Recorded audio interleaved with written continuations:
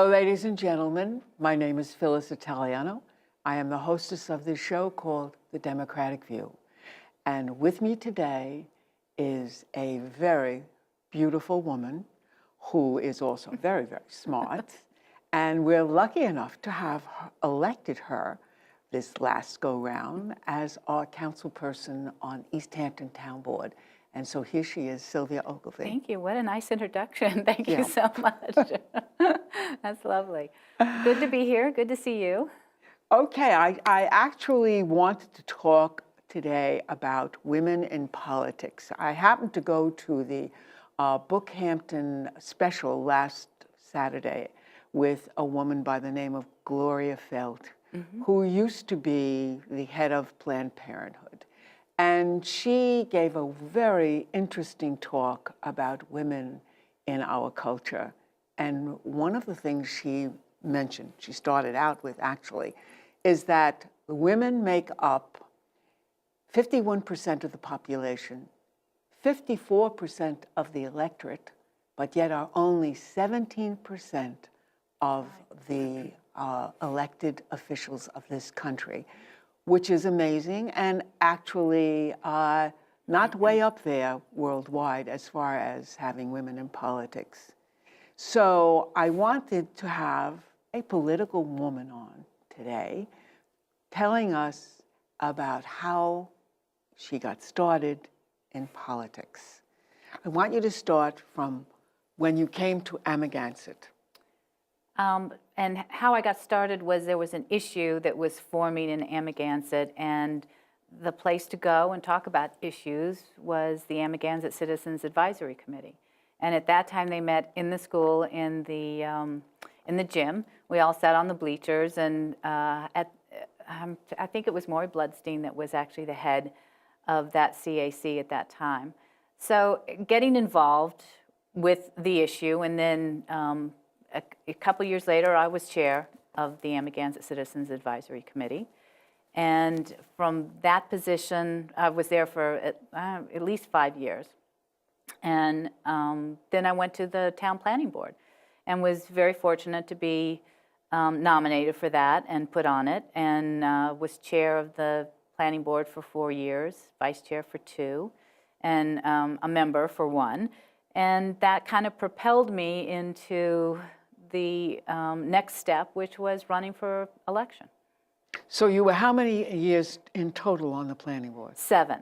7, because I was, as I mentioned to you before we started, I find that when issues come up, how very important your background and Peter Van Scoyek's background is on those boards, because you seem to know and are very familiar with the whole process that is a part of what happens in the town when certain, somebody wants to buy a piece of property or put a new thing in or something like that. Well, what it does is it gets you very familiar with the code.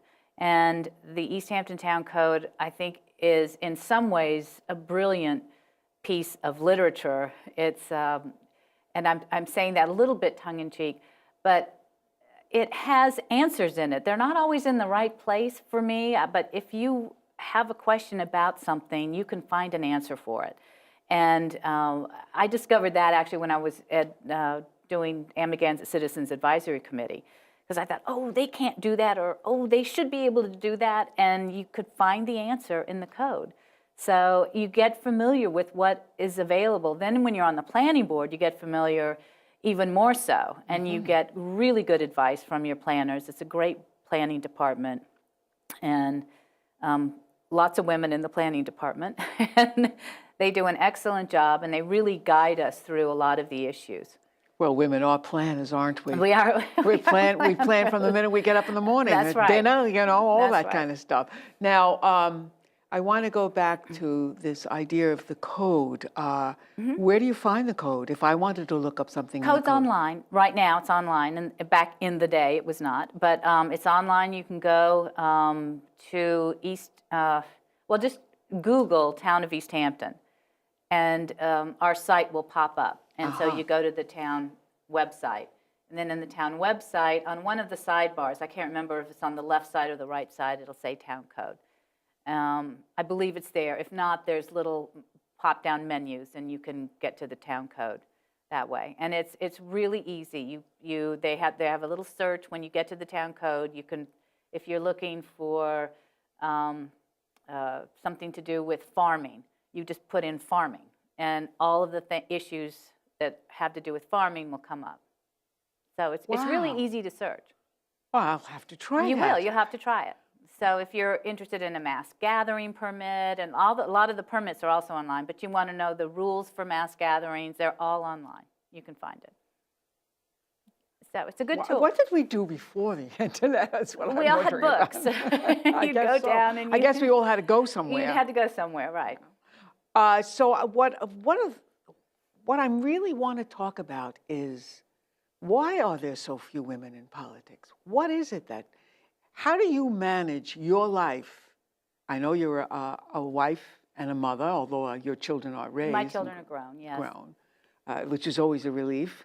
But what about, how do you manage your whole life? I know you do lots of out work after hours. Well, I was really fortunate this past week. The League of Women Voters had an event in Southampton where they brought in high school girls that had been selected from different high schools all around the South Fork. There was West Hampton, East Hampton, Southampton, Pearson, and the Ross School. There may have been, I may have left somebody out. These are all girls that had wanted to go and were leaders in their own schools, and so they wanted to find out about women in politics. And your author was right on target. We have 17 senators out of 100 are women. And again, only 17% of U.S. representatives are women, and only 16% of governors are women. So, and what was really, in some ways, an appalling figure is 57% of all college students are women. Yes. And in that number, we're losing then as we get further along in life, because only 2% of women Fortune 500 companies are CEOs. So we really fall down, but 46% of women are in the private sector workforce, and 38% of them are managers. So we really do have a role, but as we climb higher, we seem to fall off in numbers. It's the old glass ceiling. It is partly that old glass ceiling, and part of those reasons for what was very interesting was a Pew Research Center has done a study. They did a survey about how women are perceived versus men in perception. And women were perceived as more honest and more intelligent. In almost every other category, they were about the same, with men to women. So we are perceived in a certain way, and yet we just don't seem to achieve some of those achievements that we're very skilled at doing, which is multitasking, focusing, listening skills. We're all perceived to have those skills. We're more creative, outgoing. So these are all the things that we need to really embrace, and then make sure that our young women are understanding that they have choices, and part of those choices that they have are not necessarily, they don't have to think about that perception. They have to be able to challenge themselves to pick a political path if that's what they want and achieve it. So, and these young women were great. It was so encouraging. I left there, with adrenaline running on a high, thinking these were great women. The program was women elected officials were at each table with these girls, and they could interview us and talk to us. And there were trustees from East Hampton, Anna Throne-Holst, the supervisor, and Southampton was there. Some of the women judges were there in both towns. So it was really a really fun event. And these girls were very receptive, and I felt that they knew exactly, they were going to be on a really good path. So, which puts us on a good path. Well, I really have to tell you just a little bit of my own personal story. I was president of my high school when I was a kid, way back in the 50s. Yeah. And I went to college as a poli-sci major. I wanted to go to law school, and I wanted to become a politician. And I will never forget the day that I had a conversation with a young man, veteran of the Korean War, who told me that I didn't have a Chinaman's chance to get into law school or to be elected. And at that time, I think there were only 2 women senators. One was Margaret Chase Smith, who was independently wealthy. Yeah. And he told me I was too poor. Oh, dear. And I did not have a following, or besides the fact that I was an Italian American, you know, Lord knows, well, how could you ever think of doing something like that? And I gave it up. I gave it up. And I Regret. Well, do I regret it? I mean, that I didn't even try to go to law school was amazing. And when I talked to Jeannie Frankel, who did go to law school at slightly earlier than me, it absolutely amazes me that she forged ahead when I gave up. Well, I decided I would save the world through teaching. And a great profession. I never regretted that. Well, I think that you was a touch wonderful more choice. individuals when you teach, when you have a classroom of kids. And because I was a teacher, not for many years, only 4 years in my working life, but you know, it's amazing that one student I still keep in touch with after all those years. And, but you make an impression, even though they look bored. You surprise yourself when they actually repeat things back to you that you know have been teaching them, and you think, gosh, I didn't think that kid was listening at all. So you know, but they're these nice little sponges, and you just never know which information is going in. But well, there's also the satisfaction that you have yourself as a creator of young minds. Right. Really, in a way, you do. And I was in elementary level, and they were extremely, you know, impressionable, and it was a wonderful career, and I never regretted that career. However, I could have been in Congress, you know. Well, but anyway, getting on to something, I would like to know, how do you manage, for instance, I know you have a husband, and I'm sure that he might say to you, well, let's go to the movies tonight. And you say, oh, I can't. I have to read this law or whatever. Well, it hasn't seeped in quite that much, but the night meetings, not just our own town board meetings are held at night, but you know, you're a liaison to a CAC or to other organizations like the Amagansett Life Saving Station, which is one of mine. You know, they're held at 5 and 6 o'clock at night. So I love to cook, and I really haven't been able to do that. So it's been a lot of takeout, which is probably not the best thing for us. But it would be more difficult if I had small children at home. It really is, because it is consuming right now. Now I'm in the learning phase. I'm still trying to get wrap my head around different issues that are coming up, and really having to get a lot more educated myself so that I can do the right thing for the people in the town of East Hampton. And sometimes I'm assuming that some of that education will pay off down the road and maybe give me a little bit more free time. But at this moment, there isn't a whole lot of it. And but I'm enjoying what I'm learning. Well, that's wonderful. I'm happy to hear that. I know there is so much to learn, because we watch the meetings and we see how complex so many issues are. There doesn't seem to be simple answers for any of these issues. And because we have to give the answer, I feel it's my duty to the people of East Hampton to find out as much information before I vote on something. So that takes up a lot of time. Maybe it will be something like, I remember when I first started teaching, I talked to a veteran teacher and I said, oh my God, it's so much work. And she said to me, it'll get easier. After 5 years, 6 years, it'll get easier. And I thought, oh God. And it did, but it did get easier because you knew what you had to do. I think that's exactly what's going to happen. I feel that starting to happen now, that I can grasp some of the people that are involved in it. You know, we've got outside counsel, or we have outside engineering firms, and you have to really start to get to know them, read their reports, see what we've been doing in the past so you can understand what you're supposed to do now and in 2 months or 3 months or whatever. So it is almost like, being parachuted in to a foreign country in some ways. I mean, and you don't know the culture yet. So I'm learning the culture of what goes on. And I've been schooled a little bit because of the planning experience. And without that, I think I would have really been struggling. But having that experience and having been with the town, knowing a lot of the town employees has been really helpful. And being married to a patient man, I would say. He's a golfer. And evidently, that takes care of a lot of time. So that's great. So that's great. It's great. He wants to be on the golf course. Wonderful. Yep. Wonderful. God bless. Yeah.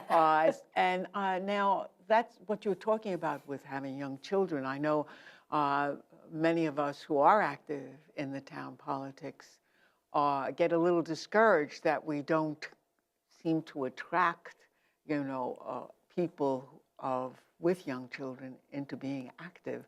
And it's a lot very, harder, very difficult when you have young children. It is difficult. And you have to manage everybody's life and clean clothes and food on the table. That's where the multitasking part comes in. Well, I know. So, and you have to do that. And it's, I don't know how young mothers can really do this unless they have a lot of help. Now, Kirsten Gillibrand, our senator from New York, has 2 young boys. And so, and she is a dynamo and dynamite and has a grasp of all the issues, easy to talk to, and I think very pretty and lovely, and a very gracious woman who's been out here talking about farming and fishing issues for the East End. So, but she is able to juggle all of it. One of the things, I'm on her email list, and so every once in a while she sends emails of the 2 little boys in their Halloween costumes and so she, or baking pies at Thanksgiving or at Christmas or whatever, and it's really cute and really charming, and she must have a lot of help to do that and an incredible amount of energy. So that's what you need. You need a lot of energy. A lot of energy and maybe a little bit of help along the way. Well, I'm sure, yes, I think you do need a little bit. You need, like in any position, any job that you have anywhere, you need support of those around you. Yes, and another statistic I want to get back to is what you said about the women who are graduating from colleges these days, that it is more women. More women. More women, however, they don't go in so much to the hard sciences, like physics and math and things. They do go into biology and the more, medicine and things like that, but they don't go into the other sciences, which they really, we need to take away the stigma that women don't do that. Women don't do math. Women don't do physics. Well, I think that the group of young women that are in high school today don't feel the pressure of these are only women's jobs or these are only men's jobs. I think they do see a bigger picture than what I grew up with or what you grew up with. Definitely what I grew up with. I mean, when I was in school, it was very restricting. I mean, you had to be, I was also the first girl to be elected president of the GO, and there was never been a girl elected, so it was difficult to be a trailblazer. You had to take a lot of chances and get a lot of criticism too. So tell us about what it's like to be on the town board now that you have achieved this position. Well, it's a lot of catching up. I'm trying to catch up with the things that have been going on, and so that there's a smooth transition between things that the town board members that are not on the board anymore, Julia and Pete, trying to transition their programs, their things into what I can do and keep things moving in a positive way. So my management style is a little bit different as far as others that might be on the town board. I really believe in helping to lift people up, and working with people as much as possible, and I find our employees to be very helpful and bright and capable people. It's really been a pleasure. So and they're helping me, and I really am Well, grateful for them to help me when I need information. They'll help me. Well, that's nice to hear. It I'm is. glad because I certainly could use a pat on the back from somebody. And couldn't come from a more gracious woman. Oh, So also, what do you see as the really, let's say, 3 or 4 big issues that we are involved in right now? well, this scavenger waste plant, which is not necessarily a real fun, kind of sexy thing to be talking about, because you're really, it's about our waste and septic systems and those kinds of things. That's a real something that we're going to battle with for the next couple of months, making big decisions on how we're going to treat that plant, whether we upgrade the plant, which I think is possible to upgrade it and to have it as close to state of the art, if not better than that, as possible. And a town like East Hampton should have that. And I think it's going to help our small businesses and our restaurants in particular make sure that they're safe and environmentally friendly. So, and we have a lot of businesses in the septic business, and we need to make sure that they also have a place that is convenient for them. So I'm probably leaning more towards that than closing it down or using it as what we call a transfer station. So that's a big issue. I think the airport's going to be, it is an issue now, and I think it's going to remain a big issue. And let's see. Yes, indeed. Yes. So, always land acquisition is a big issue, and making sure that our finances stay, in good and proper shape. So, and we just passed last night there was nothing that we really had to do except that it's nothing that's happening with the town, but we're approved of a grant that Springs is seeking to look at consolidation for schools. I've been a part of that. Okay, so the minute I ran for the school board, which was, I think, maybe 4 years ago, I said, this is ridiculous. right. There is. It has nothing to do with the town, but we just give our approval that the town is backing up what this grant is going to allow them to do. And let us not forget, going back to the area of the Springs of where I live, Right. We also have a very, very important issue, which is our slum landlords, as we call them. Yeah, and that's something I have had a lot of conversations with a lot of people and hope to get together. And I know they're asking for some sort of I don't want to call it a summit, but maybe that's what it is, a conversation. Forum, whatever. A forum a conversation that they can have with the people, particularly in the public safety realm, issues with, code enforcement and police and fire so we need to have that dialogue, and they've been asking for it for the last couple of months. And at this time, I haven't quite gotten it put together, but I hope to be able to get that together so that we can have that in a really, positive, uplifting kind of way, which is, it's not about, we might not agree with everybody. We might not agree even from where they're coming from.